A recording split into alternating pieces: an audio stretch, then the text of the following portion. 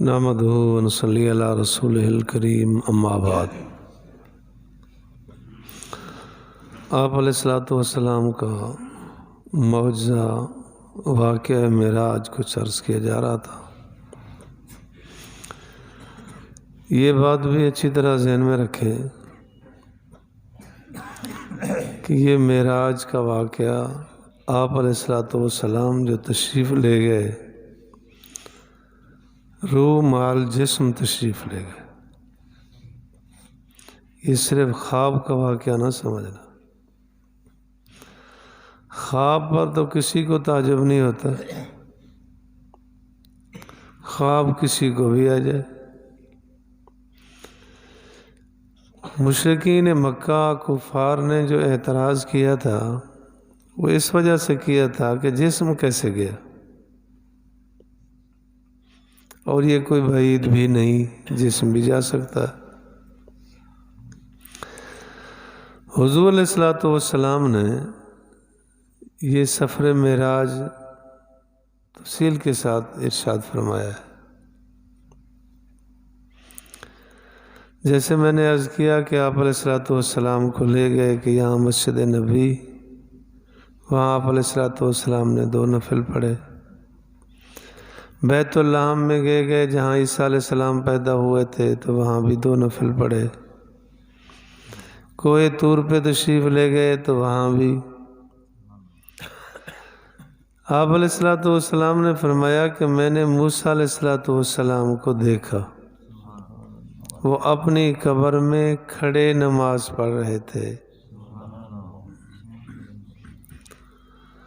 اس سے حیات انبیاء بھی ثابت ہوئی، اور کھڑے نماز پڑھنا صرف روح کا کام نہیں ہوتا، جسم ساتھ ہو پھر کھڑے ہو کے نماز پڑھی جاتی، ورنہ تصورات ہوتے۔ مسجد اقصی میں آپ تشریف لے گئے، یہاں تک ہے سیر، سبحان الذی اسریٰ، اور چلنا بھی صرف روح کا نہیں ہوتا، جسے چلنا کہا جاتا ہے وہ روح مال جسد ہوتا ہے۔ لوط علیہ الصلوۃ والسلام کو حکم کیا گیا، یا لوط انا رسل ربک لن یصلوا الیک فاسر باہلک، رات کے ایک حصے میں آپ چلے جائیں، آخری حصے۔ وہ اپنے ایمان والے لوگوں کو لے کے چلے تو چلنا۔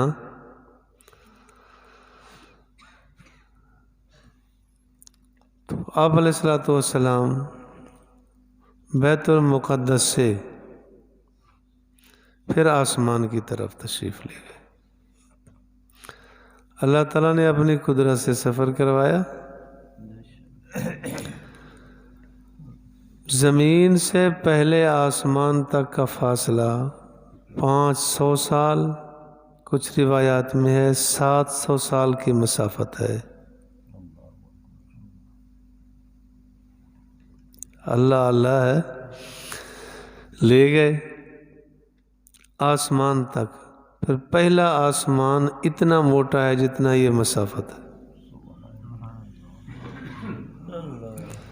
پھر مسافت، پھر اتنا، پھر مسافت، پھر اتنا، 7 آسمان یوں ہیں، اور ہیں بھی مختلف شکل کے۔ حدیث پاک میں آتا ہے کوئی سونے کی شکل کا ہے، کوئی تانبے کی شکل کا ہے، پیتل کی شکل کا ہے، مختلف شکلیں۔ جس وقت پہلے آسمان پہ تشریف لے گئے تو جبرائیل امین نے دروازہ کھٹکایا، تو آگے والوں نے پوچھا کون ہے؟ انہوں نے کہا میں جبرائیل ہوں۔ پوچھا تمہارے ساتھ اور کون ہے؟ تو حضور علیہ الصلوۃ والسلام کا نام نامی، اسم گرامی بتایا۔ تو انہوں نے مرحبا کہہ کے دروازہ کھولا۔ ایک تو اس سے معلوم ہوتا ہے کہ یہ نہیں کہ جو آئے جب آئے، ایک نظام ہے۔ دوسرا یہ بھی ہے کہ آپ علیہ الصلوۃ والسلام کا تعارف تھا پہلے، جیسے نام بتایا انہوں نے کہا ٹھیک۔ آپ علیہ الصلوۃ والسلام تشریف لے گئے تو آسمانوں سے تشریف لے گئے۔ یہ بات یاد رکھنے کی ہے کہ سائنس کو مانا جائے، لیکن جہاں اسلام سے ٹکراتی ہو اس کو چھوڑ دیا جائے گا، اسلام کو نہیں چھوڑا جائے گا۔ سائنس یہی کہتی ہے کہ جی آسمانوں میں دراڑیں اور دروازے نہیں ہو سکتے۔ حضور علیہ الصلوۃ والسلام تشریف لے گئے، ادریس علیہ الصلوۃ والسلام کو لے جایا گیا، عیسیٰ علیہ الصلوۃ والسلام دوسرے آسمان پہ تشریف فرما ہے۔ فرشتے روزانہ اعمال لے کے جاتے ہیں، احکامات لے کے آتے رہے۔ الیہ یصعد الکلم الطیب۔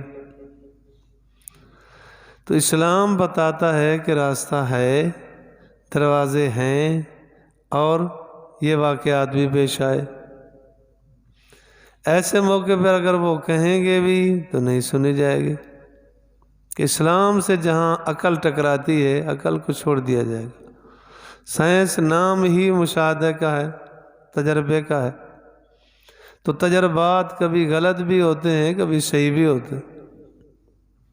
تو اسلام کبھی غلط نہیں ہوتا، اسلام کے احکامات کبھی غلط نہیں ہوتے۔ اپنے عقل کو اس میں دخل نہ دیں۔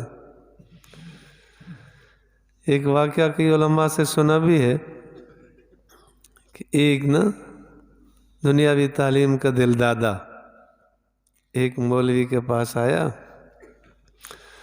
کہنے لگا کہ اللہ تعالیٰ نا انصاف ہے۔ انہوں نے کہا جی وہ کیسے؟ انہوں نے کہا دیکھا نہیں کہ تربوز چھوٹی سی بیل ہے، تو کتنا بڑے بڑے تربوز لگے ہوتے، اور آم کتنا بڑا درخت ہے، چھوٹے چھوٹے آم لگے ہوتے۔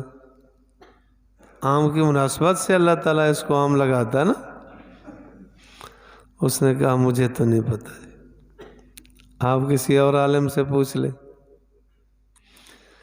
مولانا لقمان علی پوری رحمۃ اللہ علیہ دوسرے کئی بزرگوں سے سنا کہ وہ پھر سفر کیا نا، اس نے نوجوان نے ایک درخت کے نیچے لیٹا،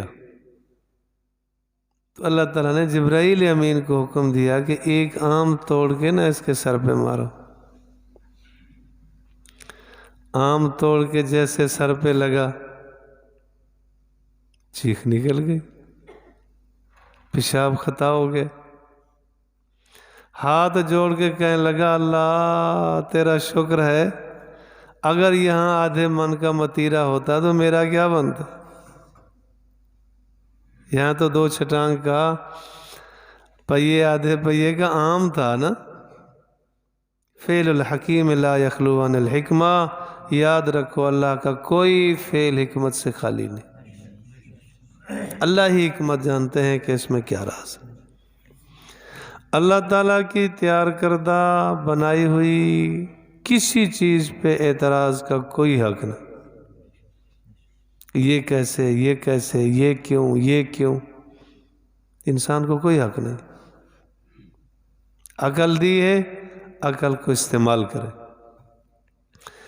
یاد رکھیں عقل اس وقت صحیح کام کرے گی جب وحی کی روشنی ساتھ ملا لو۔ دیکھا نا جی، اب اللہ تعالیٰ نے آنکھوں میں روشنی دی ہے، یہ اس وقت کام کرتی ہیں کہ ظاہری روشنی بھی ہو۔ اگر اس کو بند کر دیں تو اپنا ہاتھ بھی نہیں نظر آئے گا اندھیرے میں، حالانکہ آنکھیں ہیں، نظر ہے۔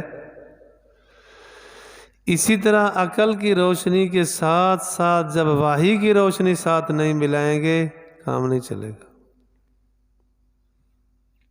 عقل تو فرعون کے پاس بھی تھی، نمرود کے پاس بھی تھی، شداد کے پاس بھی تھی، ابو جہل کے پاس بھی تھی، سارے کافروں کے پاس ہے، لیکن ٹھوکریں کھا رہے۔ عقل اس وقت صحیح عقل ہے جب اسلام کے تابع ہو، وحی کے مطابق، پھر کام چلے گا۔ تو اللہ تعالیٰ نے جو عقل دی ہے نا اس کو بجائے استعمال کرے۔ آپ علیہ الصلوۃ والسلام تشریف لے گئے، پہلے آسمان پر آدم علیہ الصلوۃ والسلام سے ملاقات ہوئی، جبرائیل امین نے تعارف کرایا، آدم علیہ الصلوۃ والسلام نے دعائیں دی، مبارکباد دی، مرحبا فرمایا۔ آپ علیہ الصلوۃ والسلام فرماتے ہیں کہ دائیں طرف کچھ نشانات چیزیں تھیں، آدم علیہ السلام اس طرف دیکھتے تو مسکرا دیتے، بائیں طرف دیکھتے تو رو پڑتے۔ میں نے پوچھا جبرائیل یہ کیا ہے؟ انہوں نے بتایا کہ یہ جو دائیں طرف ہے نا، یہ آدم علیہ الصلوۃ والسلام کی وہ اولاد ہے جو فرما بردار ہے، وہ قیامت تک آنے والے انسان جو فرما بردار ہیں وہ ان کو دیکھتے ہیں تو خوش ہوتے ہیں۔ یہ بائیں طرف والے وہ انسان ہے جو نافرمان ہے، ان کو دیکھتے ہیں تو دل دکھتا ہے، رو پڑتے۔ اللہ ہر مسلمان کو ہدایت دے، ہر انسان کو ہدایت دے۔ دوسرے آسمان پہ تشریف لے گئے تو حضرت عیسیٰ علیہ الصلوۃ والسلام سے ملاقات ہوئی۔ آپ علیہ الصلوۃ والسلام نے پوری کیفیت بتائی۔ عیسیٰ علیہ الصلوۃ والسلام جیسے یہاں سے تشریف لے گئے تھے، تازہ غسل کیا ہوا تھا جب فرشتے لے گئے تھے، اسی حالت میں موجود ہے کہ یہاں دنیا میں سفر آگے کو آگے ہوتا ہے کہ نوجوان تھے، بوڑھے ہو گئے، بوڑھے ہو تو کہہ سکتے ہیں کہ دنیا سے چلے گئے، وہاں تو ایک جیسے کیفیت رہے۔ حدیث پاک میں آتا ہے کہ بالکل جردن مردن، بالکل نوجوان ہوں گے، داڑھی نہیں ہوگی، نوجوانی ہوگی، ہمیشہ ہمیشہ جنت میں وہی رہے گی۔ دوسرے آسمان پہ عیسیٰ علیہ الصلوۃ والسلام سے ملاقات ہوئی۔ تیسرے آسمان پہ حضرت یحییٰ علیہ الصلوۃ والسلام، یوسف علیہ الصلوۃ والسلام سے ملاقات ہوئی۔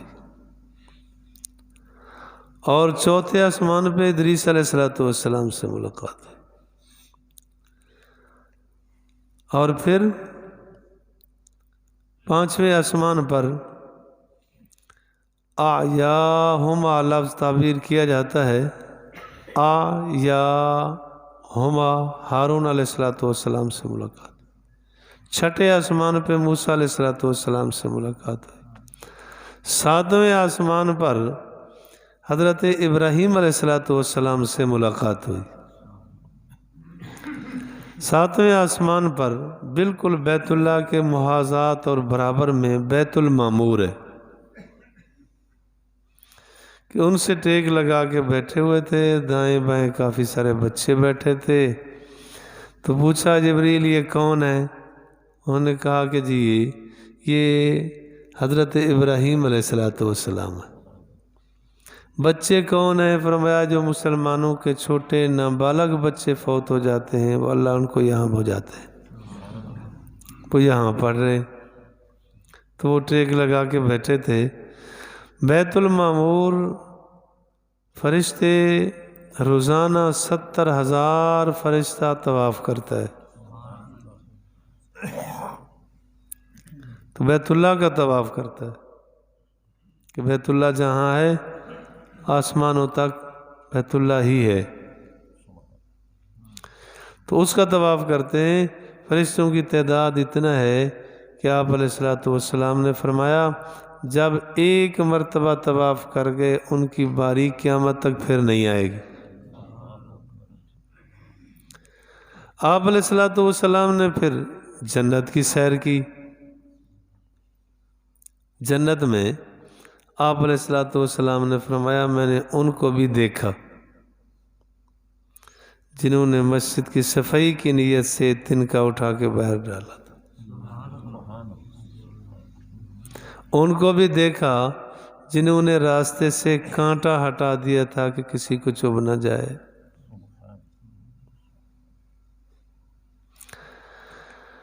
آپ علیہ الصلوۃ والسلام کی ملاقات جہنم کے دروازے سے کرائی گئی، مالک نام ہے ان کا۔ حضور علیہ الصلوۃ والسلام نے فرمایا جبریل یہ مسکرائے نہیں۔ عرض کیا کہ کبھی بھی کسی سے نہیں مسکرائے، ان کے حالات ایسے سامنے۔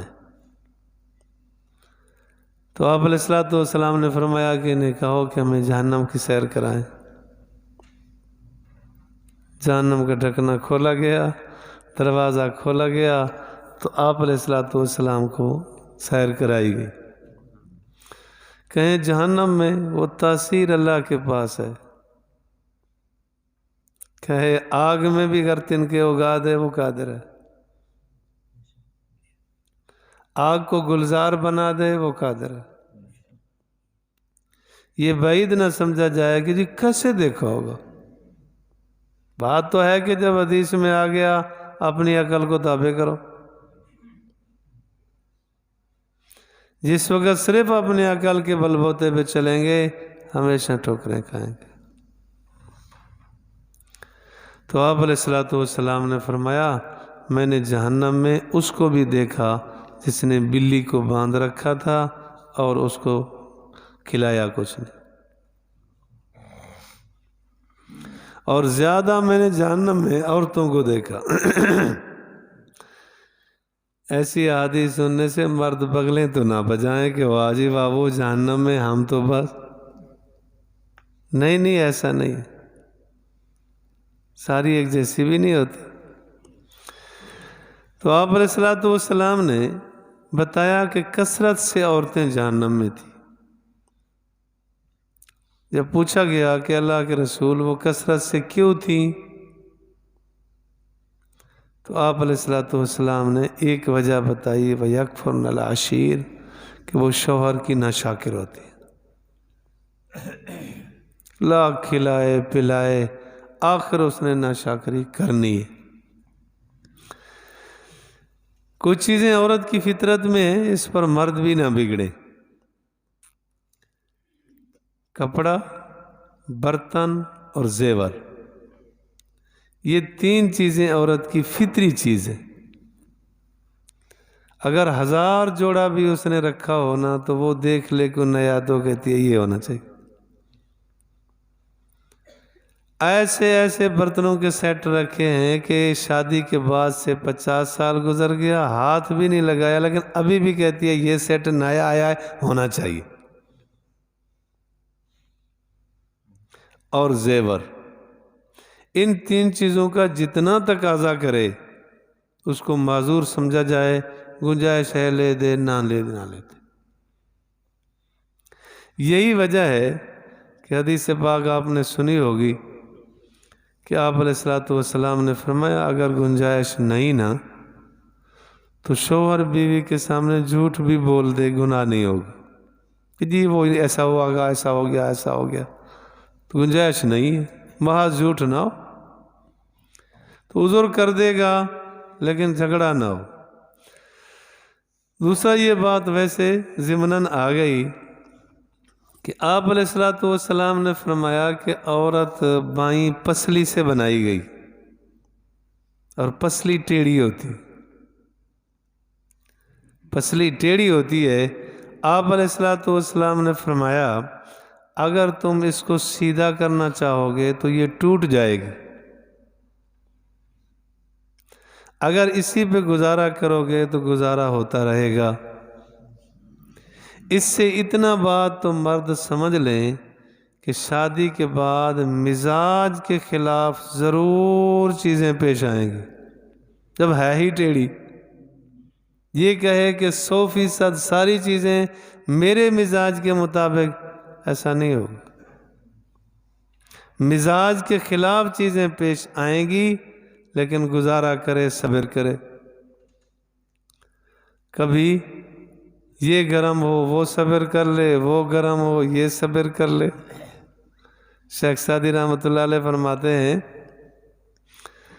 کہ اگر دونوں گرم ہو گئے تو زنجیر بھی توڑ ڈالیں گے، اور اگر ایک گرم ہو دوسرا ٹھنڈا ہو، دوسرا گرم ہو پہلا ٹھنڈا ہو، تو بال بھی نہیں ٹوٹے گا۔ گزارا کرے، گزارا کرے۔ آپ علیہ الصلوۃ والسلام نے فرمایا عائشہ جب تو مجھ پہ ناراض بیٹھی ہوتی ہے نا مجھے پتہ چل جاتا ہے۔ عرض کیا اللہ کے رسول کیسے؟ فرمایا جب تو بات کرتی ہے نا تو جس وقت تو خوش بیٹھی ہوتی ہے تو یوں کہتی ہے لا ورب محمد. جب تو ناراض بیٹھی ہوتی ہے نا تو کہتی ہے لا ورب ابراہیم. عرض کیا اللہ کے رسول صرف زبان سے ایسا ہوتا ہے، دل میں کبھی نہیں ہوا. زبان سے ایسا ہو جاتا ہے، اثرات تو ہوتے ہیں جی. حدیث پاک میں آتا ہے کہ آپ علیہ السلام کی تھوڑی سی بات ہو گئی تو صدیق اکبر رضی اللہ تعالیٰ عنہ کو آپ نے بلایا کہ آؤ جی ہمارا ذرا فیصلہ کرو. حضور علیہ السلام نے فرمایا عائشہ تو بتاتی ہے واقعہ یا میں بتاؤں؟ حضرت عائشہ رضی اللہ عنہ کے منہ مبارک سے نکل گیا کہ آپ بتائیں لیکن سچ سچ. صدیق اکبر نے دے مارا تھپڑ کہ تو حضور کو کہتی ہے سچ سچ. حضور نے فرمایا ابو بکر میں نے تو صلح کے لیے بلایا تھا، مارنے کے لیے نہیں بلایا. ہمارا کون سا جھگڑا ایسا ہوا؟ معمولی سی بات ہے. تو گھر گھر میں حل ہو جائے تو ٹھیک ہے، اگر مسئلہ باہر نکلا پھر مارے کھانی پڑتی. بہتر ہے کہ مسئلہ گھر میں حل ہو. تو معراج پر آپ علیہ السلام تشریف لے گئے. اس کو بعید اور مشکل بالکل نہ سمجھا جائے. حضور علیہ السلام جب واپس تشریف لائے تو مشرکین مکہ کو پتہ چلا. پہلے صدیق اکبر رضی اللہ تعالیٰ عنہ کو حضور نے بتلایا. ابو بکر اصل پوچھا تو صدیق اکبر نے کہ جی میں نے بستر پر دیکھا تھا آپ نہیں تھے. حضور علیہ السلام نے فرمایا میں ایسے ایسے ایسے معراج پہ گیا تھا. انہیں تصدیق کر لی. پھر جب باہر بات نکلی تو مشرکین مکہ کہنے لگے یہ کیسے ہو سکتا ہے؟ صدیق اکبر سے پوچھا، انہوں نے کہا بالکل سچ. حضور کے پاس آئے تو آپ علیہ السلام نے فرمایا ہاں میں گیا تھا. اب انہوں نے حضور علیہ السلام سے الٹے پلٹے سوالات کیے. ایک سوال یہ کیا کہ آپ بیت المقدس گئے تھے؟ حضور نے فرمایا ہاں میں گیا تھا. وہ کہنے لگے ہمارے تو جاتے 2 مہینے لگتے ہیں، آتے 2 مہینے لگتے ہیں، 4 مہینے ہمارے لگ جاتے ہیں، آپ منٹوں میں گئے اور آئے. بیت المقدس گئے تھے کیونکہ ہر سال جاتے، وہ تو سب کچھ دیکھا ہوا تھا. جو جس مقصد کے لیے آتا ہے وہی چیز سامنے ہوتی ہے نا. تو حضور علیہ السلام سے سوال کرنے لگے اگر آپ بیت المقدس گئے تو اس کی مسجد کے دروازے کتنے تھے، کھڑکیاں کتنی تھیں، روشن دان کتنے تھے، پنکھے کتنے لگے ہوئے تھے مثلا. اب یہاں ہمیں 5-6 سال ہو گئے مسجد کو بنے چلتے. جو آتا ہے نماز کی نیت سے اس کو ساری چیزیں یاد نہیں ہوں گی. وہ تو آیا جس مقصد کے لیے اس نے وہی مقصد کیا اور بس بہت تھوڑا بہت ٹھیک ہے. زیادہ اتنا کہہ سکتا ہے کہ خوبصورت بنی ہے یا کہہ سکتا ہے فلاں فلاں نقش ہے بس. اب حضور علیہ السلام سے پوچھا تو آپ تو اس مقصد کے لیے گئے نہیں تھے. تو بخاری شریف میں ہے آپ علیہ السلام نے فرمایا میں اتنا پریشان ہوا کہ زندگی میں کبھی نہیں ہوا. کیا خیال ہے اس کا نام عالم الغیب ہے؟ عالم الغیب ہوتے تو پریشان کیوں ہوتے؟ کیا اس کا نام حاضر ناظر ہے کہ جی بس یہاں بھی بیٹھے ہیں وہاں بھی بیٹھے ہیں ٹھیک ہے. لیکن فرمایا اللہ تعالیٰ نے پھر یہ حجابات ہٹا دیے، بیت المقدس میرے سامنے کر دی. پھر وہ سوال کرتے جاتے تھے، میں دیکھ دیکھ کے بتاتا جاتا تھا، ساری چیزیں بتائی. تو اللہ یوں مدد تو فرماتے. اگر آپ علیہ السلام کو ہر جگہ حاضر ناظر مانا جائے نا ایمان والو، تو پھر یہ معراج کا انکار کرنا پڑے گا کہ آنا جانا کیا ہے، یہ تو گپ شپ ہوئی نا. پھر تو یہاں سے وہاں گئے، وہاں سے وہاں گئے، جو گئے وہ یہاں نہیں ہے نا۔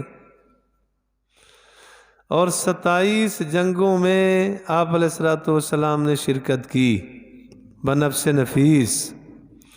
بدر ہے، احد ہے، خندق، سب کا انکار کرنا پڑے گا۔ پھر نائب مقرر کر کے جاتے رہے مسجد نبوی میں کہ تو امامت کرتا رہنا، میں جا رہا ہوں۔ پھر نائب مقرر کرنے کی کیا ضرورت تھی، وہ تو موجود ہیں خود ہی۔ ہجرت کا انکار کرنا پڑے گا کہ ہجرت کچھ نہیں بنتی، پھر وہ تو پہلے مکے بھی ہیں، مدینے بھی ہیں، ہجرت کس چیز کی؟ ہجرت کو نام ہی ہے نا کہ جگہ کو چھوڑنے کا، دوسری جگہ جانے کا۔ وہ کیا کی؟ حضور علیہ الصلوۃ والسلام نے ان کو یہ بھی بتایا کہ میں جا رہا تھا قریش کا فلاں قبیلہ، فلاں قافلہ فلاں جگہ آ رہا تھا،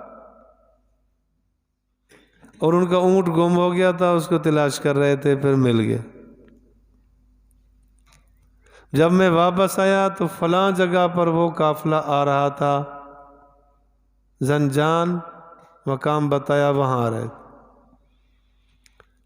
تو کسی نے کہا کہ جی اب کدھر ہیں؟ فرمایا اب یہ تنعیم کے پاس قافلہ پہنچا، اور آگے آگے چت قبرے رنگ کا اونٹ ہے، وہ قافلہ پہنچ رہا۔ گئے تو ایسے ہی تھے۔ تو اللہ تعالیٰ نے جو چیزیں بتائیں، یہ معراج کے واقعے میں بہت سارے واقعات، حادثات پیش آئے، اللہ تعالیٰ سمجھ دے تو انشاءاللہ عرض کیا جائے گا کہ سارے واقعہ معراج کو ماننے کے لیے لفظ سبحان کافی۔ سبحان اس ذات کو کہتے ہیں جہاں ساری طاقتیں ختم ہو جائیں اور اس کی طاقت کا گویا آغاز ہو، اس کو سبحان کہتے ہیں۔ اس ذات نے سیر کرائی، کیا مشکل؟ اللہ مجھے اور آپ کو سمجھ فہم نصیب۔